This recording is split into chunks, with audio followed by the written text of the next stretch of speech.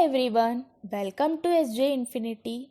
I hope everyone is strong enough to construct truth table yourself. Now we are slowly moving on to the application part of the chapter.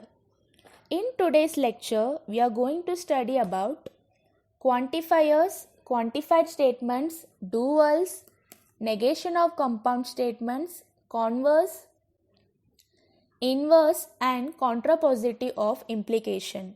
Before starting with quantifiers, let us understand this with the help of an example. Here is an example. We have two statements. One is small p and the other one is small q. In small p, we have there exists an even prime number in the set of natural numbers, and in statement q, we have all natural numbers are positive. This type of statement we have been seeing it for the first time. In the first statement there is a word there exists, and in the second statement we have all. What are these phrases or words signify? They are the quantifiers. Yes, we are going to study about these quantifiers in this lecture. Let us first understand the definition of quantifiers. What are quantifiers? Statements that assert a condition for some or all objects in a collection. It states that there is a collection of objects we have and there is a condition over it. In the example we saw, the example is there exists an even prime number in the set of natural numbers. We are considering the collection of natural numbers and the condition over here is there exists an even prime number. Okay, that means we have a collection of natural numbers and there is a condition that there exists an even prime number. Similarly, in statement Q also we can say that all natural numbers are positive.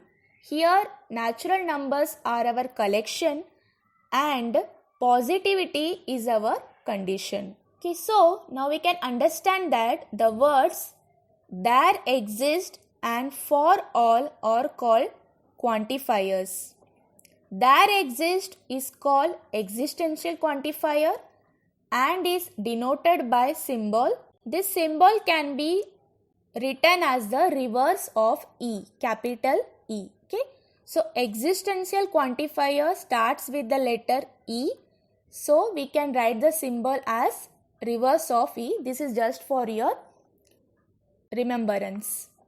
Then for all is called universal quantifier and it is denoted by A, downward A. We have to write the capital A upside down. Then we will get the symbol of universal quantifier. Hope you understood the symbol of existential quantifier and universal quantifier. Then we have quantified statements. That means statements involving quantifiers are called quantifier statements. If you have a statement and you can find a quantifier over there, quantifier can be existential quantifier or universal quantifier, then it is called a quantified statement. And the quantified statement is based upon the collection and condition. This I explained you with the help of that two examples. Now let us understand universal quantifier in detail. What is an universal quantifier? It is upside down A. A statement quantified by universal quantifier is true if all objects in the collection satisfy the condition, and it is false if at least one object in the collection does not satisfy the condition. That means every object in the collection must satisfy the condition.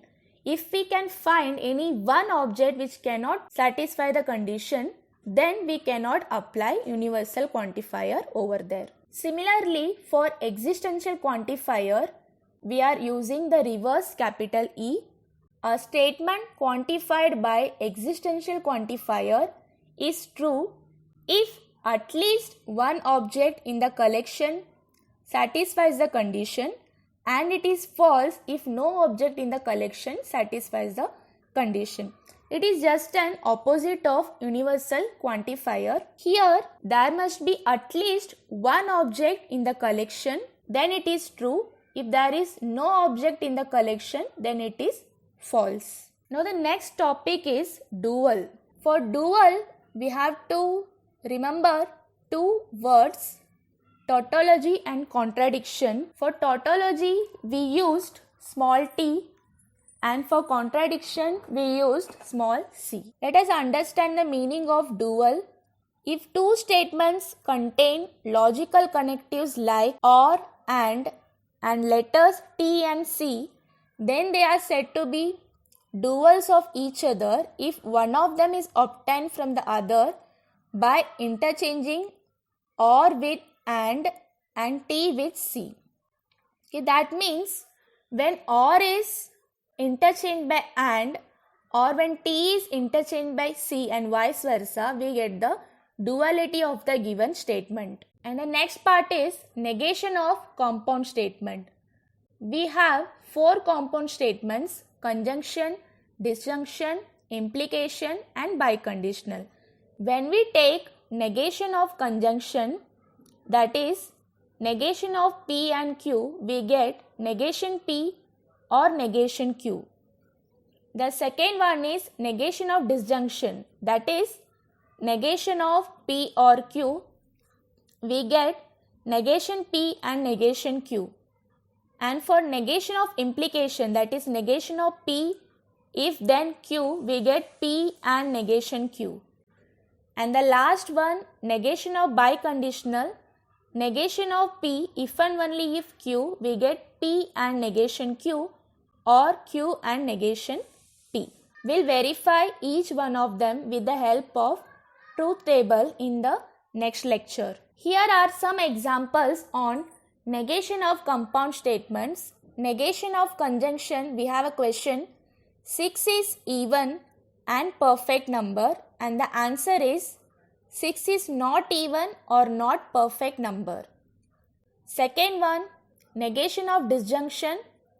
The question is x is prime or y is even, and the answer is x is not prime and y is not even.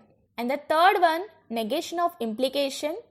If bakery is open, then I will buy a cake for you, and the answer is the bakery is open and I did not buy a cake for you. And the fourth one, negation of biconditional. The sky is cloudy if and only if it will be raining, and the answer is the sky is cloudy and it will not be raining, or it will be raining and the sky is not cloudy. Now we have the most important laws in this chapter, De Morgan's laws. It is nothing but the negation of conjunction and the negation of disjunction. In the first part, we have negation of p and q, that is equivalent to negation of p or negation q, that is negation of conjunction. And in the second part, we have negation of p or q, which is equivalent to negation p and negation q, that is our negation of disjunction. Now, coming to the most interesting part, that is converse, inverse and contrapositive of implication. We are going to write converse of implication, inverse of implication and contrapositive of implication. What is implication? P if then Q. This is your implication. When it comes to converse, it is just a reverse. Reverse means first we have to write Q if then P. Then for inverse, we have to take negation of P implies negation of Q. And for contrapositive, we have to write negation Q implies negation P. What you do? Take implication as 1, converse as 2, inverse as 3 and contrapositive as 4. Compare 1 with 2 and 3 with 4. That means when you take 1 and 2, implication is P implies Q and the converse is Q implies P. When you take 3 implies 4, we have inverse as negation P implies negation Q, and the contrapositive is just a reverse of inverse, that is negation Q comes first, then negation P. For remembering, I am using the keyword CI+, that means C for converse, I for inverse and C plus for contrapositive. During exams, can write it in the order as CI+, that is converse first, then inverse, then contrapositive. Hope you found this video useful and easy. Like, share and subscribe to our channel. We'll meet you in the next video. Thank you.